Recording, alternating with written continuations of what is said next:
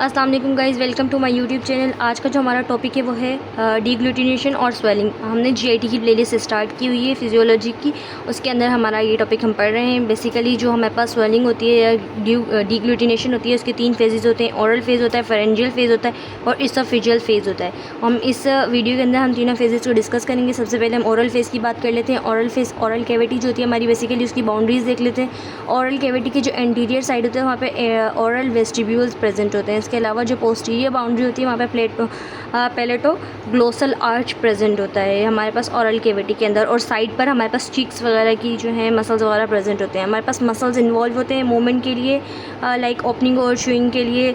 वो कौन कौन से मसल्स होते हैं हमारे पास? कुछ टाइप के मसल्स होते हैं जो डिप्रेस कर रहे होते हैं मैंडिबल को, वो होते हैं डिप्रेसर्स। और कुछ होते हैं जो एलिवेट कर रहे होते हैं मैंडिबल को, होते हैं एलिवेटर्स। और उनके अंदर हमारे पास 4 मसल्स होते हैं, वो हमारे पास डिप्रेसर्स होते हैं। लेटरल पेरोटिड मसल्स होता है और टेरिगॉइड, लेटरल टेरिगॉइड मसल होता है। इसके अलावा डाइगेस्ट्रिक मसल होता है और माइलोहायोइड होता है और ग्लिनोहायोइड मसल होता है। ये सारे के सारे डिप्रेशन करवा रहे होते हैं मैंडिबल का, यानी कि उसको माउथ ओपनिंग के लिए जब मैंडिबल नीचे की तरफ को मूव करी होती है तो वो इन चारों मसल्स की प्रेजेंस में हो रही होती है। और ये चारों मसल्स किससे इनर्वेट होती हैं? यहाँ पर हमारे पास ये होती हैं ट्राइजेमिनल नर्व, क्रेनियल नर्व 5 से, और क्रेनियल नर्व 5 की जो है हमारे पास मैंडिबुलर ब्रांच से।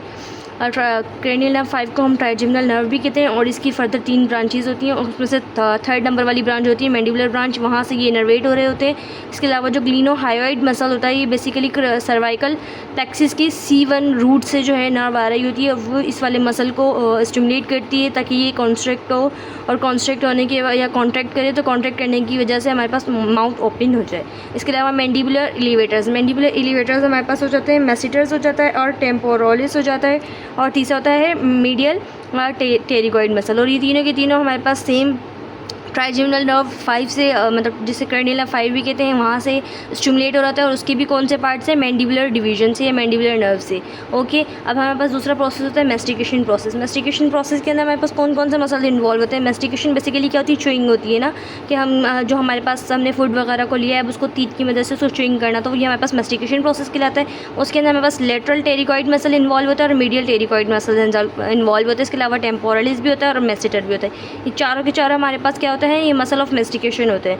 इसके अलावा हमारे पास सेलिब्रेशन होती है। सेलिब्रेशन हमारे पास क्या होती है? हमने इसे पिछली वीडियो के अंदर मैं पूरे सेलिब्रेशन के डिस्कस कर चुकी हूँ, आप वो प्लेलिस्ट में देख सकते हैं और अपना कॉन्सेप्ट क्लियर कर सकते हैं सेलिब्रेशन के ऊपर। अब हमारे पास 2 टाइप की सेलिब्रेशन में बेसिकली हमारे पास क्या हो रहा होता है? केमिकल डाइजेशन हो रही होती है, और इसके अलावा फूड जो है वो सॉफ्ट हो रहा होता है। लाइक हमको किसी भी किस्म का फूड जो खा रहे होते हैं उसको सॉफ्ट करके हम इसोफेगस के थ्रू स्टमक में डालते हैं ताकि हमारी कोई भी वेसल वगैरह या कोई भी हमारा टिश्यू जो है वो डैमेज ना हो। हमारे पास इसके अलावा सबसे पहले जो होता है वो डाउनवर्ड स्लोप बनता है ना। टंग हमारी जो होती है बेसिकली ये डाउनवर्ड स्लोप बनाती है, एक्सट्रेंसिक और इंट्रेंसिक मसल्स को स्टिमुलेट करती है। टंग के जब एक्सट्रेंसिक और इंट्रेंसिक मसल्स स्टिमुलेट होते हैं तो इंट्रेंसिक और एक्सट्रेंसिक मसल जो स्टिमुलेट होते हैं वो होते हैं ग्लोसोफेरेंजियल नर्व से। ग्लोसोफेरेंजियल नर्व जो होती है वो क्या करती है? टंग के एक्सट्रेंसिक और इंट्रेंसिक मसल्स को एक्टिवेट करती है, और वो क्या करवा रहे होते हैं? और टंग को कॉन्ट्रैक्ट करवा कर इस तरीके से उसका एक डाउनवर्ड स्लोप बना रहे होते हैं ताकि फ्लूइड जो है वो हमारे पास ओरल कैविटी से निकल कर फ्रेंजियल कैविटी में आ जाए। ओके, हमारे पास दूसरा जो होता है वो फ्रेंजियल फेज़ होता है। फ्रेंजियल फेज़ के अंदर क्या हो रहा होता है? हमारे पास जो बोलस होता है वो हमारे पास ओरल कैविटी के अंदर आ गया। बोलस हमने उसी फूड को कहा, लाइक जो हमने माउथ मैस्टिकेशन के बाद उसके अंदर स्लाइवा को शामिल करने के बाद एक तरीके का फ्लूइड फॉर्म से थोड़ी सी उसकी लिक्विड फॉर्म मतलब कर ली, तो उसे हम बोलस कहते हैं। बोलस जो होता है ये टच करता है हमारे पास प्लेटोफ्रेंजियल आर्च को, और उसके बाद उसको स्टिमुलेट कर देता है ना। क्या स्टिमुलेट करता है? टॉन्सिलर फोसा और ग्लोसोफेरेंजियल आर्च, ये तीनों की तीनों चीज़ें जो हैं यहाँ पर अगर फूड टच करता है तो यहाँ पर कुछ रिसेप्टर्स प्रेजेंट होते हैं जो कि एक्टिवेट हो जाते हैं। रिसेप्टर एक्टिवेट होने के बाद सेंसरी इन्फॉर्मेशन भेजते हैं क्रेनियल नर्व, क्या नाम है, क्रेनियल नर्व 10 को, और इसके अलावा वहाँ से फिर दोबारा स्टिमुलेशन आ रही होती हैं ग्लोसोफेरेंजियल नर्व के थ्रू और क्रेनियल नर्व वेगस नर्व के थ्रू। जब वो वापस आ रही होती हैं तो क्या होता है? तो वो बोलस को प्रिवेंट कर रही होती हैं। किस तरीके से? लाइक बोलस इंटर हो गया फ्रेंजियल कैविटी के अंदर। अब हमारे पास फेरेंक्स जो है उसके अंदर हमारे पास 3 ओपनिंग होती है। हमारे पास नेज़ोफेरेंक्स होता है, इसके अलावा हमारे पास जो है इसोफिगस होता है और ट्रैकिया होता है।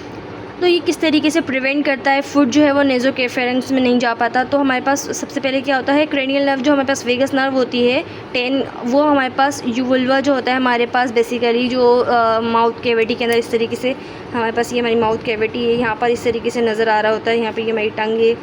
इस तरीके से मेरी डायग्राम इतनी खास नहीं है, लेकिन यहाँ पर ये जो वल्वा नज़र आ रहा होता है बेसिकली ये इसको कॉन्ट्रैक्ट करता है। ये इस तरीके से कॉन्ट्रैक्ट होता है कि ये नेज़ोफेरेंक्स को ब्लॉक कर लेता है। ये इस तरीके से समझो, हम लिटरली देख रहे हैं तो ये हमारे पास वल्वा है जो इस तरीके से मूव होता है, और फिर जब नेज़ोफेरेंक्स के अंदर फूड को जाने से रोकना होता है तो ये इस तरीके से कॉन्ट्रैक्ट कर जाता है। और ये जो हमारे पास ऊपर वाली कैविटी है हमारे पास नेज़ोफेरेंक्स है, और ये जो है ये कवर हो जाती है ताकि हमारे पास फूड जो है वो नेज़ोफेरेंक्स में ना जा सके।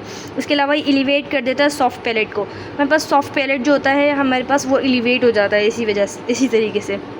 अब जो हम बोलस को प्रिवेंट करते हैं ट्रेकिया के अंदर जाने से, वो किस तरीके से करते हैं, वो रेट्रोवर्जन ऑफ एपिग्लॉटिस करते हैं ना। जो हमारे पास एपिग्लॉटिस होता है ना वो रेट्रोवर्ट हो जाती है, यानी कि वो अपनी पोजीशन से इस तरीके से आगे की तरफ को मूव करती है कि वो ट्रेकिया को ब्लॉक कर देती है फौरी तौर पर, और एडक्शन हो जाती है हमारे पास किसकी, वोकल कॉर्ड्स की। लैरिंक्स के अंदर हमारे पास वोकल कॉर्ड्स प्रेजेंट होते हैं, वो इस तरीके से आपस में करीब आ जाते हैं, और जो एपिग्लॉटिस होता है वो भी उसको कवर कर देता है किसको, ट्रेकिया को, ताकि फूड जो है वो उसके अंदर इंटर ना कर पाए, किसमें, ट्रेकिया के अंदर। और ट्रेकिया क्या होती है बेसिकली, ट्रेकिया हमारे पास हमारी रेस्पिरेटरी ट्यूब होती है जहाँ से हमारे पास एयर इनसाइड मूव कर रही होती है, ऑक्सीजन हमारे पास बेसिकली बॉडी के अंदर आ रही होती है। लैरिंक्स एलिवेट होता है, हमारा लैरिंक्स जो है वो खुद पूरा एलिवेट हो जाएगा, उसकी वोकल कॉर्ड्स आपस में करीब आ जाएंगी, एडक्शन होगी उनकी, और एपिग्लॉटिस जो है उस लैरिंक्स को भी क्लोज कर देगी।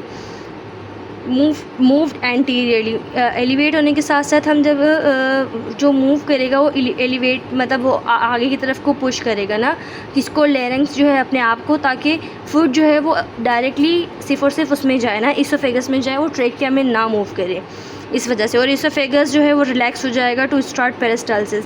इसोफेगस जो है वो थोड़ा सा ओपन हो जाएगा, फूड को अपनी आने के लिए जगह देगा ताकि फूड जो है इसके अंदर एंटर करे, और उसके बाद पेरिस्टाल्सिस स्टार्ट हो जाएगी।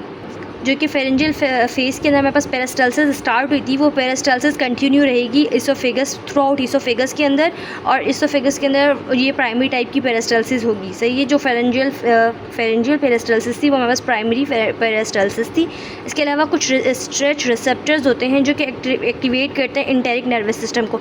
इंटेरिक नर्वस सिस्टम बेसिकली क्या होता है, ये हमारे पास पूरी थ्रू आउट GIT की म्यूकोसा के अंदर, सब म्यूकोसा के अंदर प्रेजेंट होता है, जिसे हम सब म्यूकोसल प्लेक्सिस भी कहते हैं। और ये जो है इनर्वेट करता रहता है ताकि पेरिस्टाल्सिस प्रॉपर्ली परफॉर्म होती रहे, और ये इनहेबिट कर देता है। बेसिकली इसका इंटेरिक नर्वस सिस्टम का क्या काम होता है, ये अपर जो रीजन के हमारे पास इनहेबिट करता है लॉन्गिट्यूडनल लेयर, वो मसल्स की लॉन्गिट्यूडनल मसल की लेयर को वो इनहेबिट कर देता है।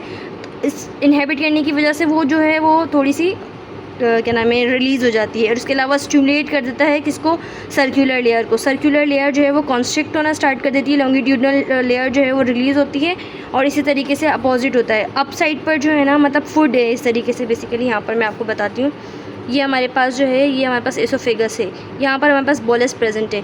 जो बोलस है ना, बोलस की जो नीचे वाली साइड है ना, यहाँ की जो सर्कुलर मसल्स होंगे वो रिलीज़ होंगे, यानी कि वो रिलैक्स होंगे, और जो लॉन्गिट्यूडनल मसल्स होंगे ना वो कॉन्ट्रैक्ट करेंगे।